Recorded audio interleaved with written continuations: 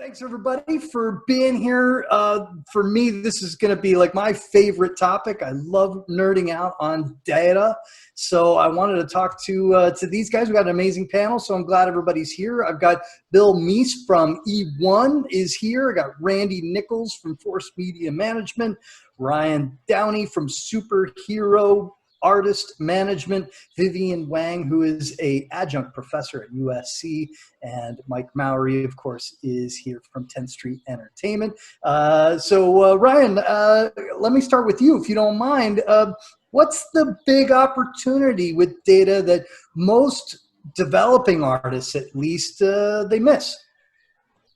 Well, it's really, I mean, metrics and data, it's really the only tangible evidence we have of what's effective in terms of what artists are doing to reach their existing audience, to nurture them, develop them, and to ultimately broaden what they're doing.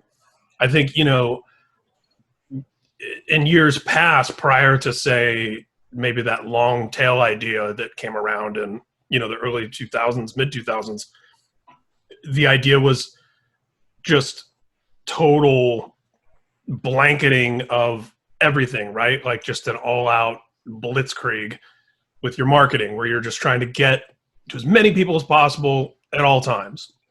And I think as media became further and further diversified, and you know, when it became a situation where if you were really into cooking, you had 3 different satellite channels you could watch about cooking, the idea that you were going to penetrate mass media with an artist became even more of a, you know, 1 in a million shot, right? Like it got to a point where by the mid 2000s, where the #1 song most people probably didn't know, just like the #1 TV show. You know, when I think most of us who are, probably all of us who are on this, when we were kids growing up with 3 networks or 4 networks, the #1 rated sitcom pretty much everyone had seen. You know, all the shows that were in syndication we had all watched. And that's changed so dramatically in the last 10 to 15 years that it's much more about kind of laser focusing and to target the people who are most likely to be responsive to what you're doing.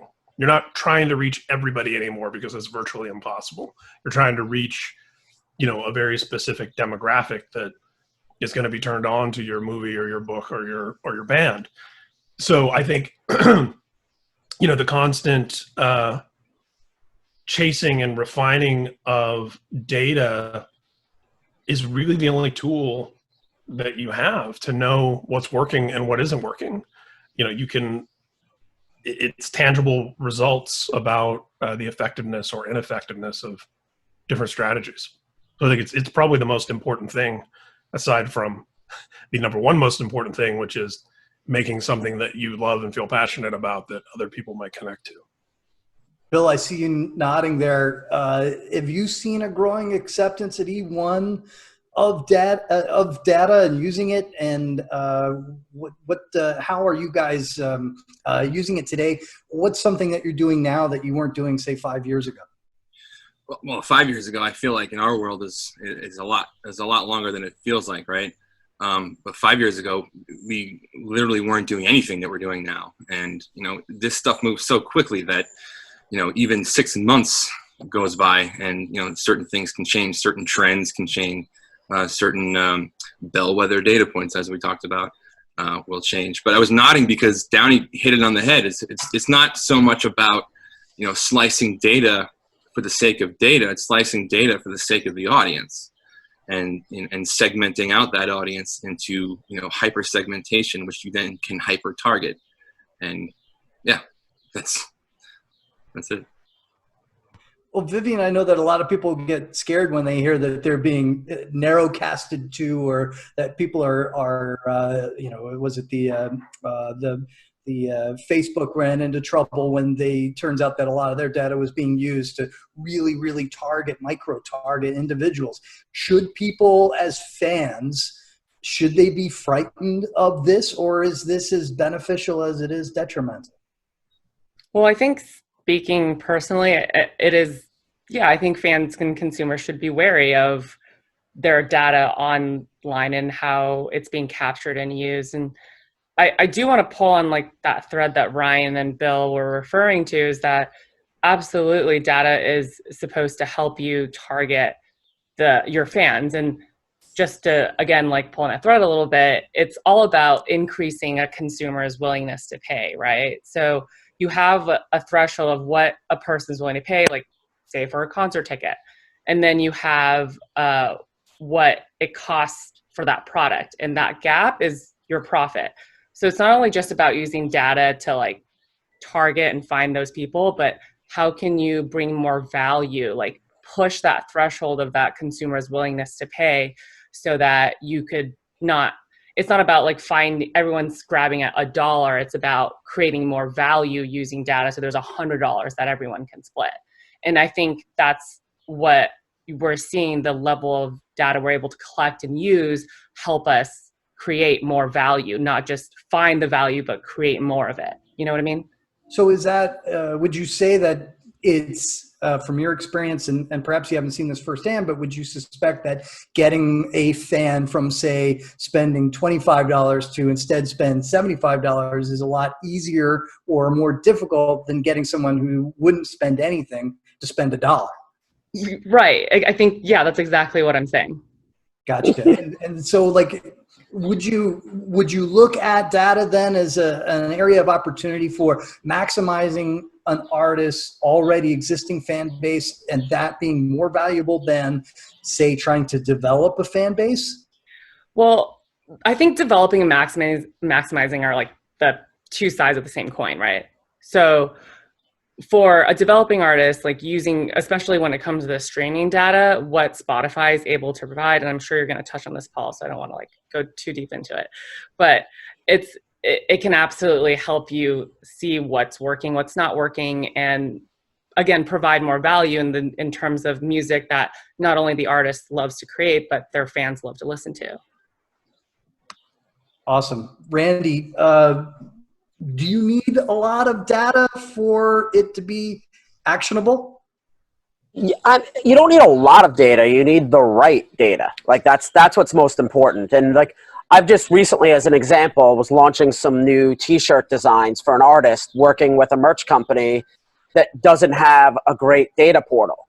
And it's really frustrating for me when I'm launching something. I want to know which platform it's performing on, because that's the platform to focus more on. You may want to start spending a little money against that against those social posts to fine tune and hit those fans even closer. And so it's always about what data, because in that sense, it's literally, I just want to know where people are coming from. Like what platform is most important to me? And without knowing that, it's useless. So it's not a lot of information in that scenario, but it's the right information is what's super important. And you can overwhelm yourself looking for every data point. And every data point isn't necessarily important. Like knowing how many fans you have from 50 to 60 years old versus 30 to 40 years old, there's less uses for that most likely than knowing what social platform they're coming from when they're buying your merch.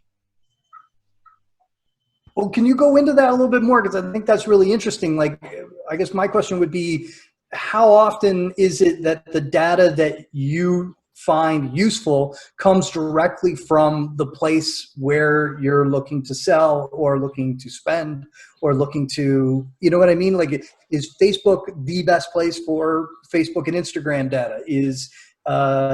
Or is it a question of like, well, you can leverage data that you get from one source and it's going to be much more, it could be as useful or even more useful someplace else?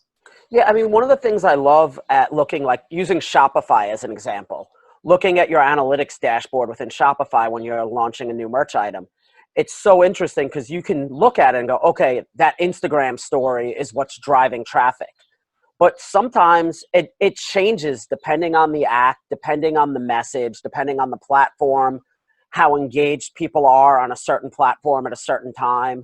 Like we've gone through moments where doing messages on bands in town drove more sales than Instagram, and make no sense to me. I couldn't believe it, but it happened. And then, looking at Shopify again, one of the really cool things is it'll tell you where your traffic's coming from everywhere. And we got some press about, I think we were doing like a new tour, and it was VIP packages. I honestly don't remember what the item was, but I was able to tell which publications were driving the highest revenue for the band, so that when I'm launching my next merch item around a specific event or tickets or whatever, if I give that exclusive story to the publication that's driving the most sales, I should, in theory, then see a higher level of sales on our next tour if we gave, an advance notice to that publication in exchange for higher coverage. And I imagine I have the same example, if I may. The Shopify dashboard is something I think we're all familiar with. But one example I've done on my end is that I noticed an increased traffic from South America. This is a couple months ago, like a serious increase of traffic from South America. And I could not figure out why. It was not, we weren't running ads anywhere. There was no touring. Like there was no indication why those metrics were going up. But I had the idea, it's like, well, why don't we do a commercial in Spanish and run it and target each of those countries that are performing the highest, among all the different countries that were, hitting in South America. And it was successful. It turned out to be, something that, it wasn't, something that, was setting off alarms anywhere. But point being is that we took that data that we otherwise would never have known and turned it into another actionable item that had fruitful outcomes, which was cool. That's great. Mike, are there any data sources or particular metrics that for you are just like, at this point, they're just, you need to see them every day. You need to see them once a week. For me, with the artists, right this second, I'm focusing on what drives revenue and what I've got control over. That's what I'm looking at every day. So like many of these people, I'm trying to sling t-shirts for our artists. And that involves looking at the Shopify stuff. We have a pretty robust campaign that we're running on, the Facebook ad manager. So I'm looking at that data with the experts that we've hired to do all of that. That said, I am going to the record label quite frequently to talk about what's happening with the Spotify and all of the streaming data. So those are really the main ones that I'm looking at each and every day. Ryan, so what are the tools generating the most data on fans that you look at and you're using? Oh, we got to unmute there. Sorry. I was trying to take Maury's advice about the mute button. I'm looking at a lot of different data actually, and really trying to still narrow down what's most important, because there are new opportunities and new platforms and new places springing up all the time that are offering data and figuring out ways to kind of condense it.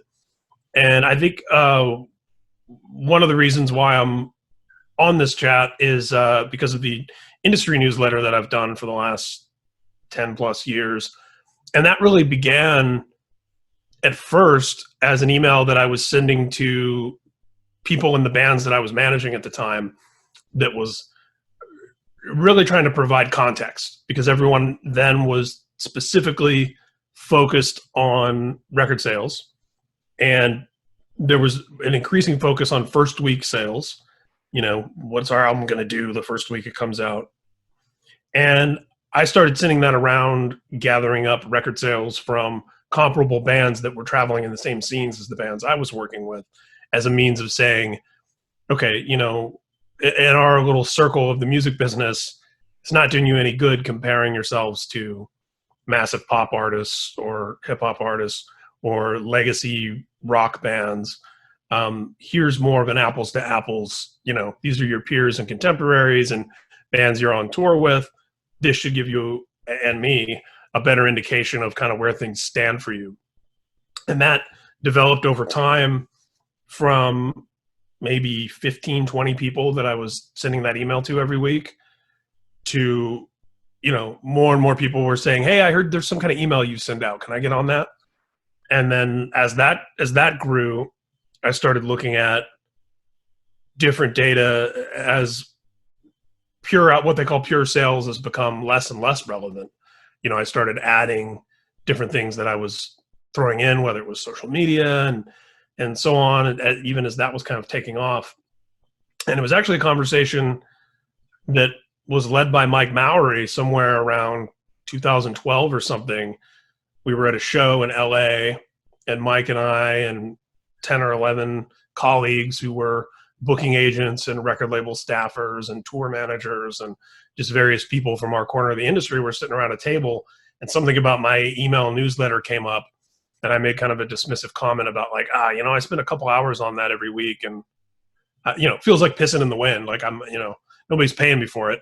And everyone around the table kind of erupted with like, no, don't stop doing it. Like, we love it. We depend on it for this and this. And people started telling me about how they had used it and how they keep it on file, and how they'll, one of the booking agents that was at the table was saying that when she was trying to figure out which band should be where on a tour in terms of like who's the main support and who's the opener or whatever, she would type my name into her computer to pull up my email and look at first week sales and social media numbers and all that. So it was around that time that I really started to recognize that the value in not only data, but in the specific data that's tailored to a particular group of industry professionals that care about,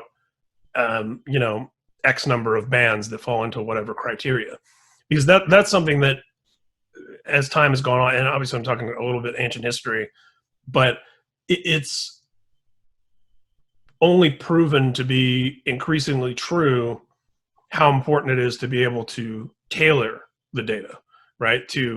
Because like Randy was saying, there's a lot of information out there that we don't necessarily need. Like, when people talk about YouTube views, for example, for me, I'm interested to see how many people have watched this video and what time, what amount of time did it take to get to that many views, and where are the 5 or 10 countries or cities that these views are coming from.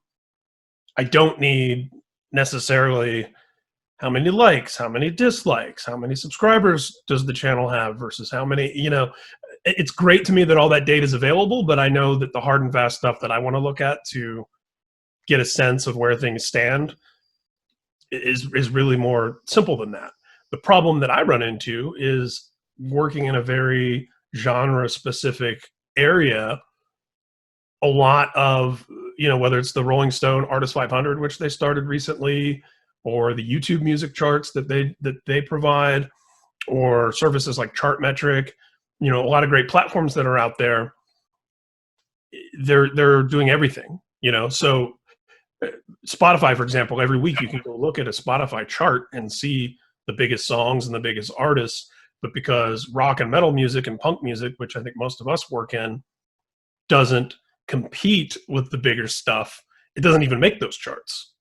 So something I've been really focused on is fine-tuning and really specializing and focusing on data that's relevant in our corner of the industry. And I feel like whoever can solve that problem for all the different diversified genres out there is going to be of big help to all of us. Well, Bill, can you build on that idea that there is good information to be had from generalized data, but can you actually make decisions on it, and does that provide context, and then filtering it down to it actually being something that is useful? You had a great anecdote of very specific data that is very helpful, but is there anything more on a broader scale that you're looking at regularly that does help inform decisions? Yeah, especially when you're trying to develop an artist, right? I mean, I've had many situations where, we start working with a very young artist, and I go, okay, let's see where we're at. And I go, okay, we got a lot of work to do. And then over the course of a couple of years, you have more benchmarks now than you ever had before, because then you can turn around in 6 months and say, well, 6 months ago we were here and now we're here. There's this much progress in these certain areas by this much percentage up or down. We didn't have that back, and what Downey was saying about how when he was, I remember when he was, thinking about kicking that newsletter away, and everyone was like, no, don't do it. And everyone said that because believe it or not, I mean, and not taking away from what he was doing, it's actually good that he did it, because for a lot of us, that's all we had. And to think about the tools that were just not at our fingertips then that are now, that just kind of speaks to the music industry writ large, that has always knee-jerked against technology. And I feel like now we're at a point where we're finally starting to embrace it more than ever, which is something everyone on this call has probably been doing for a long time, but our whole world hasn't. But as far as parsing out different pieces of data to meet certain goals, over the course of a campaign or even an artist's career, your goals change every day or every week. And what I like about Chartmetric and Spotify for Artists and YouTube Music Charts is the fact that they do cast a very wide net amongst data points. I like that, because what I need today might not be what I need tomorrow. But just knowing that it's there in case I do is good to know. Are you looking at that data inside those tools, or do you extract the data from it? Me personally, I use a large tech stack, if you will, of all this stuff. Chartmetrics and is probably one of the biggest ones. Music Connect, I know we all look at, because that's all we have as far as parsing out sales. But yeah, I look at all of them, and sometimes it's for my own internal mental notes. Sometimes it's for external reporting, or or trying to make sense of an event or a portion of a campaign.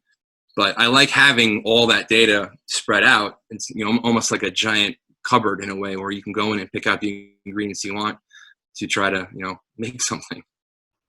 Vivian, are there any particular tools that you recommend for the industry for looking at this data that they're getting from YouTube, Spotify, and everybody, and social networks and everything else? Yeah. So, Bill, you're still using Music Connect? Because Spotify, I think, is no longer reporting, right? I remember hearing about that. Like a huge, yeah. why am I paying for this now? Exactly. Yeah. But again, that's to my point, to that the tech, the tools that we all have access to and use sometimes go outdated, and sometimes people don't even realize it, and they have to retool what they're doing. All of a sudden, your total albums per week just drops significantly. Right. It just doesn't make any. Right. Okay. So in my USC class, we teach Chartmetric. Absolutely. Everyone that is in one of my classes, Lawrence, gets an account. We actually had the Chartmetric CEO come in and talk to us, and that was really, really cool. For social, CrowdTangle is pretty neat. I don't know if anyone's checked that platform out, but that's a pretty cool one.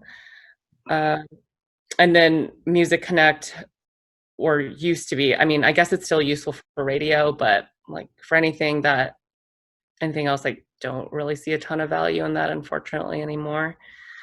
And yeah, Spotify for Artists, when I can get my hands on it, that's always great. I can send you a list, Paul, if I come up with anything else later, so you can share with the group. It's all good. I mean, it seems like, and this was a question I was going to ask much later, but you've segued to it really well here, that a lot of this data seems to be the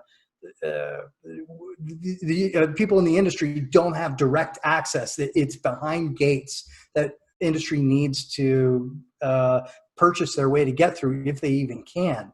Right.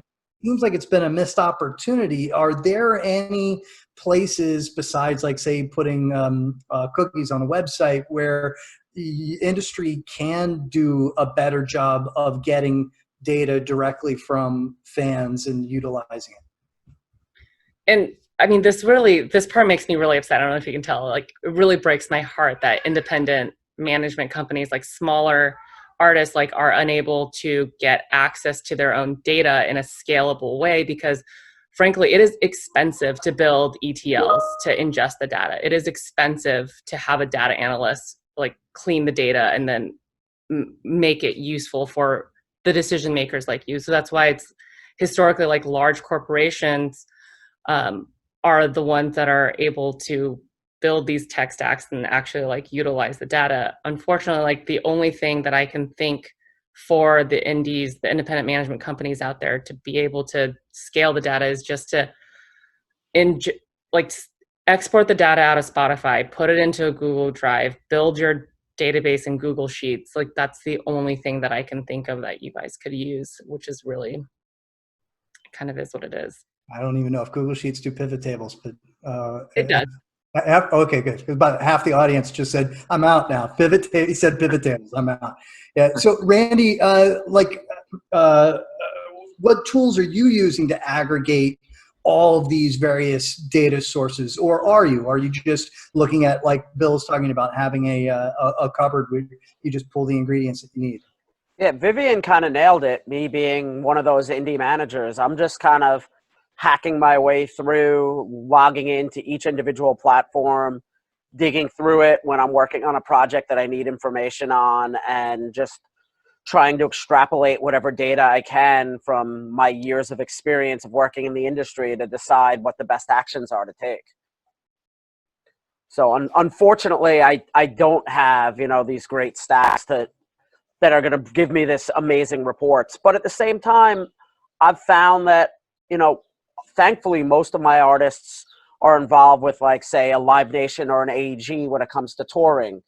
And I open up our platform, let them pixel our pages and do everything else they can to help track our fans and work hand in hand with the promoters.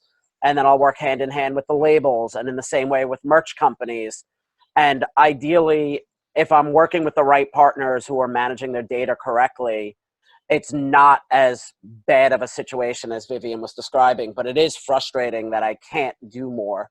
And this is something I don't know where everyone else stands in this group, but I absolutely tend to choose partners based on how they manage our data. And, obviously security of our fans' data, but beyond that, how I can view it and how they act on it is extremely important. And again, I mentioned this earlier in the call, I work with one merch company for one of my clients who I don't want to name because they're good friends of mine, but I don't have access to a dashboard even to see what our sales are. And it's a major company that's out there today, and it's mind-blowing to see something like that still today. And that one's based on relationship that I wish it wasn't, but the scenario's there and it needs to happen. And I know for a fact that my client is seeing less sales because of it, but it's a decision that my client and I made together, that some things are more important than the data, unfortunately. Randy, do you have an estimation of the discrepancy in sales based on the platform? Like, do you think you're losing 20%, or do you think it could be as high as 50%? It's so hard to put a percentage on it because some of it is just becoming unmotivated to work more to promote something when you don't know if you succeeded or not. So it's very difficult to know why you have a win or why you have a loss on something if you can't see any information at all. So it's so hard to even give you a percentage because I just have so little information. Randy, just to follow up on that, are you expressing this to your clients, like that? Yeah. Oh yeah. Yeah, and in this scenario, the company that will remain nameless over the call is working very quickly to rectify the situation and is actually asking me to be a beta tester of their platform they're finally rolling out. That should have been done sooner, and it's a multi-billion-dollar corporation that is involved in this merch company, so it's not a small-time merch company by any stretch. I can echo Randy's sentiments because I've had a very similar situation in the years past. Sounds almost identical, and it was a big reason why we moved on. Yeah, I mean, staying on that merch topic, for whatever reason, and I think some of it comes from where the merch business began years ago, and the original leaders of merch companies were all the bootleggers who were in the parking lot in the 70s and 60s selling bootleg merchandise and ripping off the bands. Then they realized they could make more money partnering with the bands, but also ripping off the bands at the same time. And these people are still a lot of the gatekeepers, although it's beginning to change over the last couple of years. And they were incredibly resistant to proper sales data being available in the merchandise industry. So they're behind even the recorded music industry in sharing information with their clients. And Shopify changed the game ultimately, where people realized how much they could see. But it's taken time for an entire segment of the industry to update. But it's a lot closer than it was 2 years ago. Mike, in my head, I'm thinking it'd be awesome if there was some sort of like music industry data lake where all of these various streams can all go to and people could extract what they need when they need. But just from a manager's point of view, how are you de-siloing all these different data sources from the record label to the merch to the social media manager, all that sort of thing? Are you able to get these different people to collaborate at all with the data? Yeah, we are actually. And I mean, I think that's part of the key to something like Ryan or Randy or myself who manage artists. That's part of our job with where the data is at this point. You know, I've got to be that central piece that knows what I can get, what I can't get, what I need, and then who needs all of that information.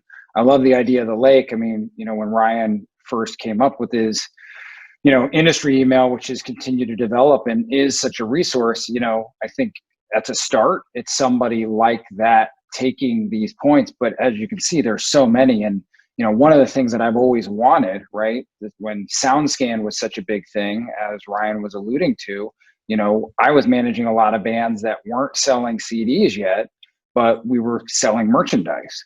So I always hoped that we could develop something called Merch Scan, but inevitably, that requires getting the data, which is becoming more and more available, though it's not nearly as available. And then, compiling it. And then how do you get everybody to kind of go to the same lake, right? So, hopefully that answers your question. Absolutely. Ryan, sort of to build on that, I mean, you've got a long-term view and a long-term data collection plan. As an artist manager, a lot of that long-term data is much more valuable than it probably is for, say, the new guy that you just hired to do the social media campaign for. So what is your perspective and how do you collect, and is there value in that old data that you're able to utilize? And to jump off from something Mike just mentioned and something that Vivian was talking about and all of it, was brought up a little while ago, and you brought up, it was very cost prohibitive to get access to this data. I remember, starting out as a manager, the labels that the various bands I represented were signed to, and not even all of them, but some of them would send me our sound scans every week, like individualized for the band. But that was it. And I, being somebody who was just interested in general, and those numbers didn't really mean much to me if I didn't have any context, if I didn't understand, like, okay, Bleeding Through did 19,000 first week, but if I don't know what Every Time I Die and Under Oath are selling, like, who cares? Like, because I don't know if that's good or bad, So then you're like, well, how do I get a SoundScan account? That'd be fun to be able to go in there and poke around. It was so expensive. I mean, like I can only assume by design, right? To be a gatekeeper, to make sure that the layman didn't have access to that information. And I always was frustrated by that, and that's continued a little bit with BuzzAngle and Music Connect and some of these services that have come along to try to replace what SoundScan was doing. So the service that I'm providing, and this is something that I've realized, Bill, and one of the reasons why I thought it was so important to have Bill join us on this Zoom thing, he's a data nerd, even more so than I am. Like, it's someone that just loves all of these emerging technologies and keeps track of them. And he's constantly telling me about productivity tools. He was doing a productivity podcast at one point with another friend of ours. So he's the first person I think about when it comes to where do I go to get this stuff and what can I find. However, in my experience, the vast majority of people who subscribe to my newsletter, even the ones who are aware of all the tools that Bill is aware of, they either don't have the time or won't make the time or don't have the interest to actually use them. So they're not logging into all these different platforms and tailoring it and typing stuff in and looking things up. They seem to prefer having someone like me sitting around and doing that and assembling it all into an easy to read format that's just the basic facts for the week of like, here's a bunch of bands and records and videos and tracks and social media accounts that you care about. Here's kind of where they all stand this week. And certainly for managers, labels, you know, that do their own internal stuff, in terms of trying to reach and develop their own audiences, they'll continue to do that. But you know, going back to your thing about a lake where we could have all these tributaries, you know, arriving. Yeah, no one's really figured that out. And I don't know that there will be a monolithic thing because, you know, much like Vivian brought up with Spotify kind of pulling their data from Music Connect, like everyone's so tribal and everyone's so proprietary that it's going to be hard to get everyone under an umbrella like you used to have with Nielsen and SoundScan. And, you know, and that's probably good. There's probably a lot of reasons why it's good to not have a monolithic gatekeeper of data. But I do think that there will always be a need for something like the small service that I'm providing, which is grabbing a bunch of that information that makes sense together and contextualizing it and, you know, putting it really plainly in one place to look at. We just need another tier, which involves your commentary. And I don't mean that. I don't mean that in jest. I mean that. No, Mike's been saying that to me for years. I'm just. Yeah. I'm afraid. Well, Vivian, like all the talk that we've had so far about the data has been like talking about it in terms of like we'll call it the rear view mirror, right? But data also has the ability to be predictive, a front windshield. So are there any sort of opportunities with using data in a predictive way that are getting missed or that just aren't available yet but will be? Man, I can't, there's so much of this I can't talk about.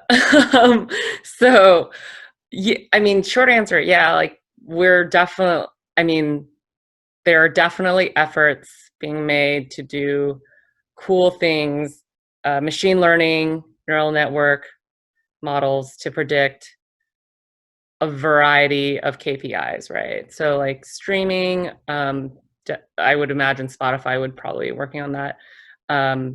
Yeah, a number of things that, yes, they are. And I think a really cool resource for those people that are interested in that is Kaggle, Kaggle.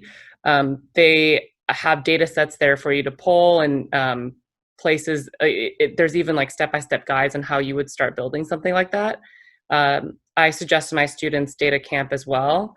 Data Camp, like machine learning in R is something that can definitely do. And there's just not enough people in the space that are interested in doing that. And also these people are very expensive and only the biggest companies can afford someone to do those types of things.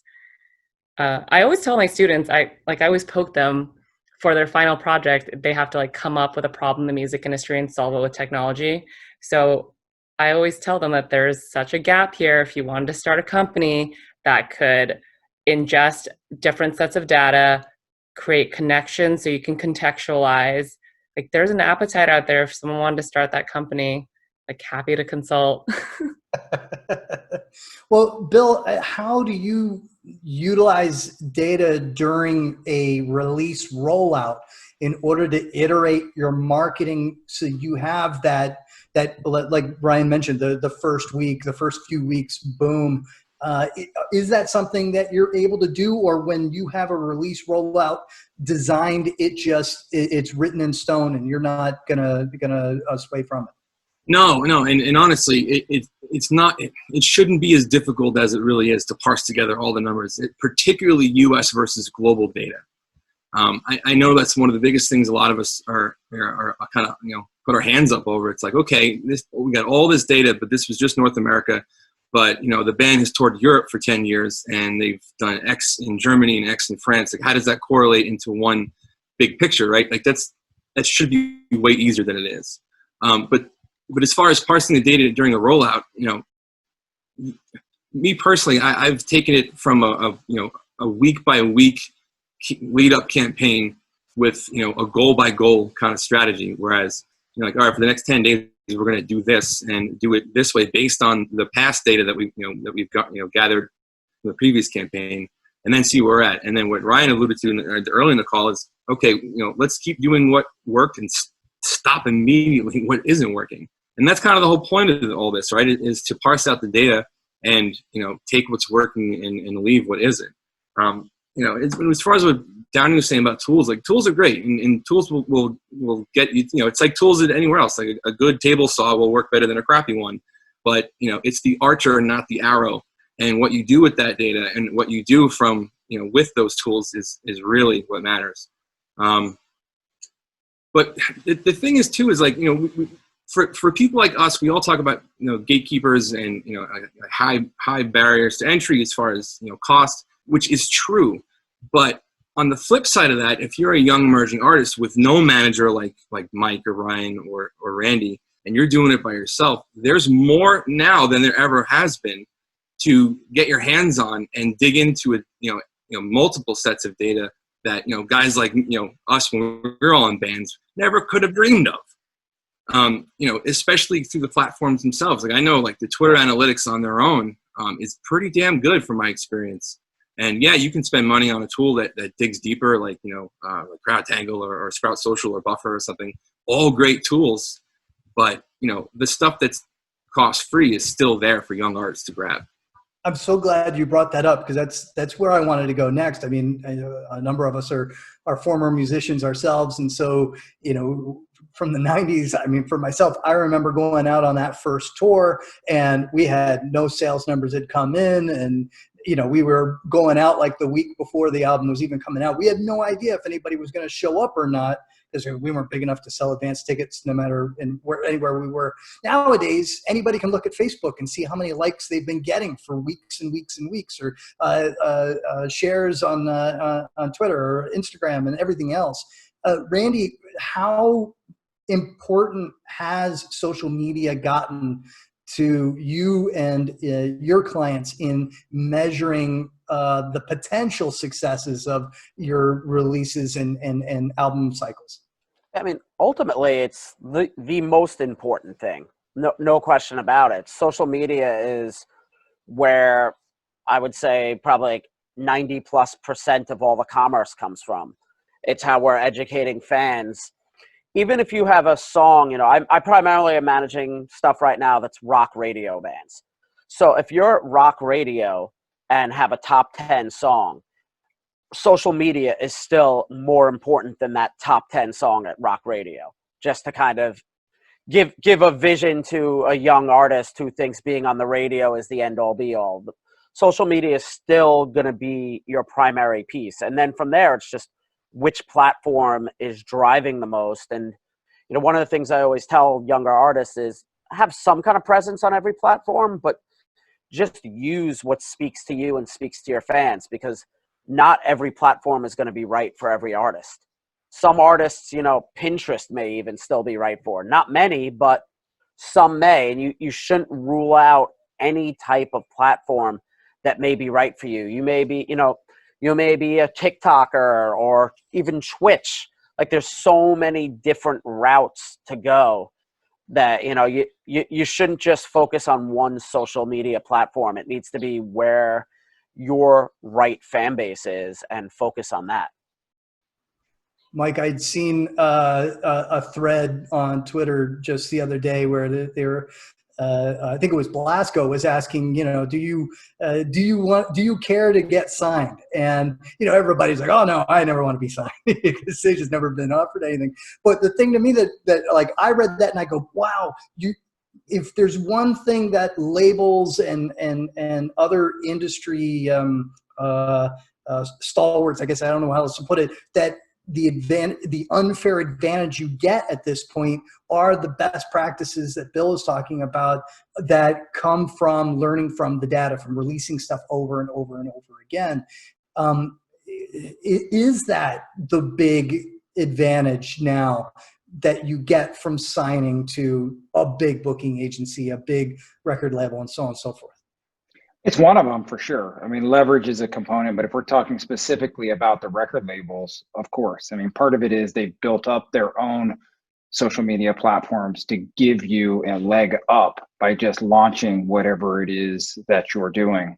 But of course, I mean, part of what made us even remotely valuable with this coaching platform was, you know, my 10 plus years of experience of managing tons and tons and tons of super small baby bands, working with all of the relevant labels, you know, within the genres that I kind of specialize in, and taking those points from each and every one.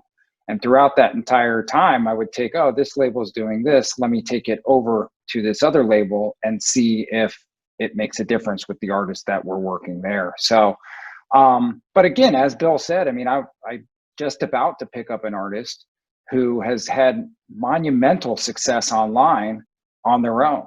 And these guys are data nerds.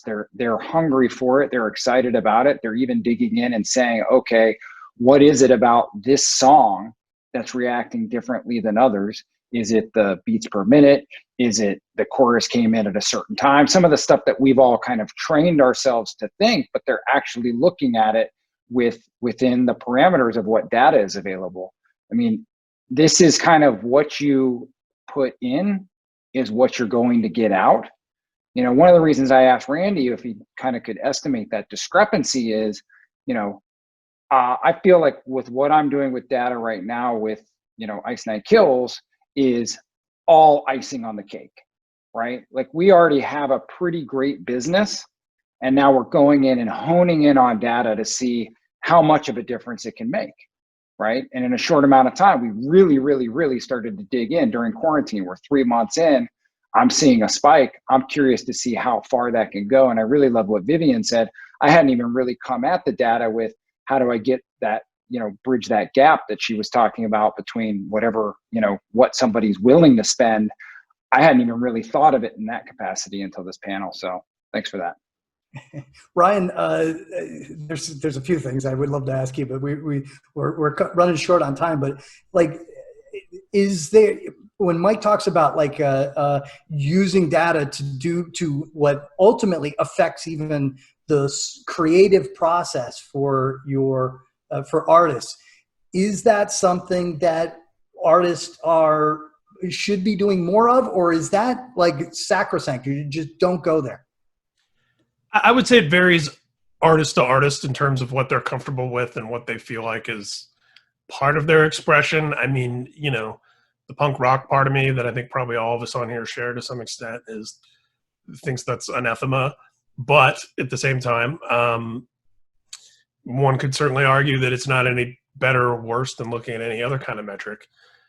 So, you know, it would be difficult without taking a fan poll or something to really determine those kind of specifics. I think about what's connecting on a creative way. I still think there's still some magic to that and some chance and different stars aligning. I mean, you know, you mentioned Blasco a moment ago.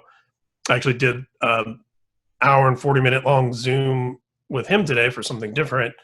And we were talking about a band that he was in the early 90s that had a development demo deal with A&M and then ended up signing to Elektra and, you know, spent $350,000 making a record and had the same managers as Pantera and White Zombie and big producers. And, you know, the record came out and flopped and they were dropped. And like, and the story of so many bands from the 70s, 80s, 90s. And, you know, in those instances, for the metrics and the sort of juice that you could get around a record or an artist, there were so many examples like that where they had everything. You know, they had everything in place in terms of the right label, the right team, the right marketing, the right producer, the right songs. And then sometimes it just doesn't happen. So I think all of us, given this is obviously a data-centric conversation, and maybe it's awkward to bring this up, but we should all probably, myself included, remember that some of it's just, it's out of our control and it is intangible. And sometimes something works despite itself, you know? And you mentioned like that, you know, just having a very, very large budget. Data seems like a really great opportunity, not only for like what Vivian was talking about earlier about maximizing how much income can come in, but also as a way to minimize expenses. Is that anything that you've worked with or faced with your clients are utilizing data in order to keep costs low? Yes, and in fact, something I just thought about that speaks to your creative question as well. So the band Demon Hunter, who I've worked with for the last 15 years or so, we a couple of years ago, I guess, I had pulled all of their Spotify data. I mean, it's been a while, I guess, so it would have been right around the time Spotify for Artists was really coming out of beta, and you could actually go and look and see cities, countries, towns, demographics, and which songs were doing best. And we figured out, looking at Spotify and Apple's metrics that came out, I think, a little bit later, their number one track was a B-side that was, just vocal and keys that, wasn't issued on an album, and they had never performed it live. They'd never even thought about performing it live. And I went to them as the manager and said, like, this song is not only your most popular song on streaming services, it's your most popular song by a wide margin. Let's just try it live. And it's their biggest song live now, so, I mean, that's like very nuts and bolts, brass tacks, like using metrics to find something out that we wouldn't have known that has been beneficial not only to the band, but to their audience, because their audience is super psyched to hear that song they were all listening to that we never would have dreamed they were all listening to. So yeah, those specifics can definitely help in the creative sense. And it's really up to the individual artist to determine whether or not to go, oh, well, since now we know that was our number one song, maybe we should write 10 more of those on the next record. And that's kind of up, I think, to the individual to determine whether or not they think that's appropriate or ethical. But there's no shame in it if that's the way you want to handle it. But so I know I'm getting away from your original question, but I just remember that anecdote from your question. Great story. Yeah, absolutely. And reducing costs, anything there? Oh yeah. To that point. Yes, that's another thing is, when it comes to reducing costs, we did the last couple of tours that Demon Hunter did. We did the evening with format where it's just the band. They do an hour-long acoustic set, 30-minute video intermission, hour-long heavy set, end of the show. And a nice long fan meet and greet thing happens after sound check. And, this is coming from years of building touring packages. Here's your headliner, here's your co-headliner, here's your main support, and all the arguments and back and forths and battles that happen between all the managers and agents and labels and all the competing agendas and trying to determine the value of one band over another and who's going to get what, and then dealing with catering and all of those people and trying to find parking for 3 buses every day. We were just like, you know what? We're going to do a tour with no one else. That's going to be just them. There'll be no padding or inflating of the numbers, because that's another thing I'm sure all of us as managers and have dealt with, right? Where when you make a great package and you have sold out shows, the headliner always gives themselves the credit. And when the package goes out and does poorly, the headliner goes, look at all these crappy bands we got conned into taking as support. They were supposed to draw people. And we just decided, like, let's not play that game. Let's not get into AdMat wars about whose logo's next to whose and who's on the left side and who's on the right side. We're just gonna go out by ourselves. And if no one comes, then we know we're worth no one. It was just, we just went for it. And it was, obviously I wouldn't be telling the story if it didn't have a happy ending. It was our most successful run, in the band's career, certainly in many years, and merch was great and there were no headaches. But we used data to go into Spotify and figure out our biggest cities, our biggest markets, and went to our booking agent and said, here's the cities we want to play. And we went and played in all the cities in the US where the most people are listening to them on Spotify. And we had very successful shows. That's similar. So, I think I'd heard the story about this. It does have a very tangible benefit in that sense. And that, to your question of keeping costs low, we kept costs low by not paying a support bill and making sure that every town we went into was going to be somewhere that the band would be more successful than towns where we didn't have as many listeners. Vivian, I hope you would let us be a little bit of a fly on the wall in your classroom. Are there any music industry problems that you hear over and over again from your students that you think better use of data can help solve? I think basically the one that we've all been skirting around today of like, how do we make this data accessible to everyone? How do we like make data equality?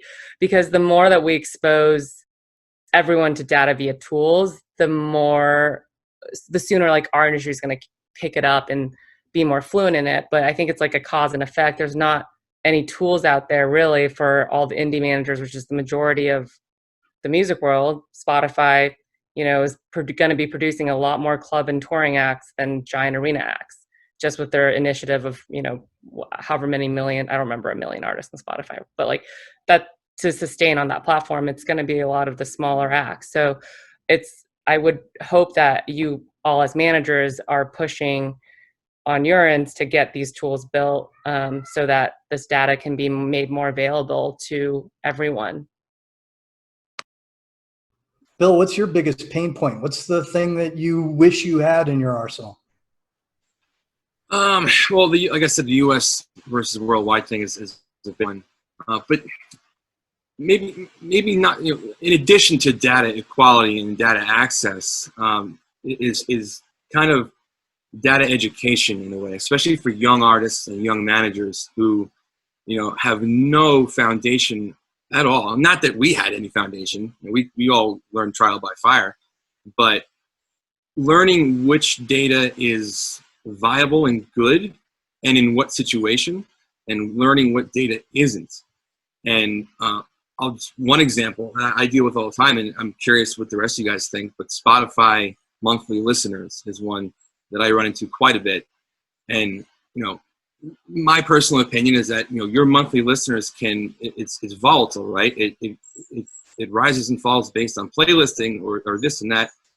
And I wish there was more of an education base, and maybe that's up to the labels and larger companies with best practices, and maybe that's one of the benefits of signing to a label, right? Is to get that education to begin with. But parsing out data, which is good or not even good or bad, but maybe on a sliding scale of what's very, very important and what's maybe not so important. Randy, how are you parsing that out? You talked earlier about trying to stay focused. I think for any of us who the first time we learned that you could do a mail merge on Excel and Microsoft Word, all of a sudden we're spending hundreds of dollars in stamps that we never had before. 20 years ago. Similarly, that can happen with data as well. So how do you pick out what's important and what's not? It's a difficult question, and to be honest, it would be great if there was a platform out there that took all this music data and educated people. These are suggestions of what to do with this information. So, if you look and see your Spotify streams grew, 20% this month, if it can, kind of going back to what Vivian was talking about with machine learning, it would be great if it could tell you that because of these 3 actions that happened on other platforms, that drove your Spotify plays. That kind of information would be priceless to have to better understand what to do with it. And I know that wasn't exactly your core question, which I've kind of forgotten, but no, that's even better. I love that. Because Spotify and these other tools are using AI, and why can't the managers? Why can't people in the industry? As fans, we get suggested songs. Bands should have suggested fans. Yeah, and I mean, I could give a great example where yesterday my day-to-day manager on Under Oath messaged me. We saw SoundScan for the week of the top albums, and we were just having a conversation, and it was, why is Mac Miller's album number 3 or 4 or whatever it was this week? It went up from 1,000 to 20,000 in a week, and we were just bored and go to Chartmetric, and we're going to all these sites trying to figure out what driver drove this. And it's not our act, but it's still important to understand why other acts' sales are being driven in a week. And for us, we're at a loss. We couldn't figure out what it was that drove those sales. But I did see a couple of other Warner Music acts have big jumps. So I was like, oh, maybe they did some kind of sales special for a couple of different records with some, platform, iTunes, I guess. I don't know where else they're still selling significant amounts of music, but I love looking at that and just figure out why is something happening. And it may not even be my act, but I'm hoping that I can learn how to drive sales for one of my acts from what someone else is doing. Oh, you hit the nail on the head with asking the question why. That is just so key, I think, with all this data, not only why to use it, but also trying to find the answer to that question and that alone whenever you're searching through it. Mike, can you kind of wrap us up? This has been a really fascinating discussion. Like, when you ask the question why, are you able to find it in the data more now than ever? Try to wrap this thing up. To me, right, I like the question of what is missing. And what I've always wanted is for somebody to be able to simplify a way for me to, I just want to compare. I want to say, is Under Oath as big as Demon Hunter, right? And I want all of the data to be able to be compiled in one place and take in every last bit of thing you could measure and spit out. Yes, one is definitively better than the other, but we don't really live in that world because there are so many different points that I just don't think that that's possible yet, but that's kind of where I hope that we get. So ultimately, to me, right, I feel like a data novice on this panel, and it's just so wonderful. I love, like, Randy's curiosity about what happened with Mac Miller is why I like to call Randy all the time. And for those of you that are out there who don't really understand data yet, start asking these questions. Start to find other people. Like, I didn't even realize that Bill was so into this as he was until I went to Ryan and said, hey, how do we build out this great panel? And that's what I do on the regular for all of my artists, is when I don't understand exactly what I'm getting in, I try to go to somebody else, either that's within the team or within my Rolodex, to say, hey, what is it that I can be doing with this data? And oftentimes I might go to them and say, hey, this is what I'm trying to figure out. What data should I use to help me make this determination? That's awesome. Everybody, thank you very, very much. I really appreciate your time. It's been fantastic.